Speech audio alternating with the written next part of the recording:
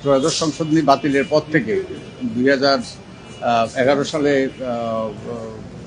বিচারপতি খায়রুল্লাহর নেতৃত্বে যেই আদালত সেটা বাতিলের পর থেকে আমি এ ব্যাপারে সোচ্চার ছিলাম। আমি বহু লেখালেখি করেছি, একটা বইও লিখেছি। আপনারা জানেন যে এটা একটা যে অসাংবিধানিক রায় ছিল, এটা ত্রুটিপূর্ণ রায় ছিল এবং এর পরবর্তী যে পঞ্চদশ সংশোধনী পাশ করা হয়েছে সেটার ব্যাপারে আমি প্রথম বলেছিলাম যে ওটা ওই যে both legislativity and legality was questionable, 2013 সালে বলেছিলাম।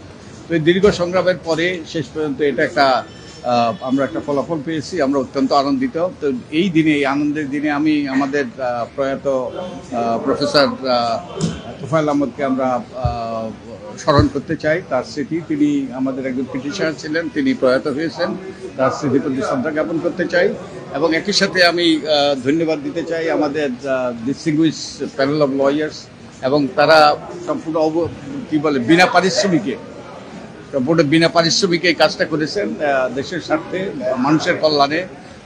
তো আমাদের এই তত্ত্বাবধায়ক সরকার ব্যবস্থা বাতিলের মাধ্যমে এবং যেটা করার ক্ষেত্রে বিচারপতি খায়রুল্লাহ তিনি যে তার রায়টাও দিয়ে দিয়েছিলেন, তো এর মাধ্যমে আমাদের নির্বাচনী ব্যবস্থাকে নির্বাসনে পাঠিয়ে দেওয়া হয়েছিল।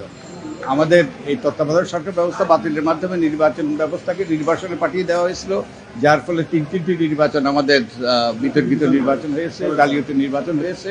তো আমরা আশা করি তার অবসান ঘটবে।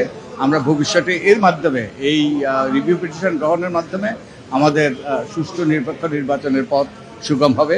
আমি আশা করি আমরা সকলে যারা আমাদের রাজনীতিবিদ থেকে আরম্ভ করে যারাই এ ব্যাপারে ভূমিকা রাখার আছে তারা দায়িত্বশীল ভূমিকা পালন করবে এবং এর ফলে আমাদের আবার সুষ্ঠু নির্বাচনের পথ আমাদের সামনে প্রশস্ত হবে।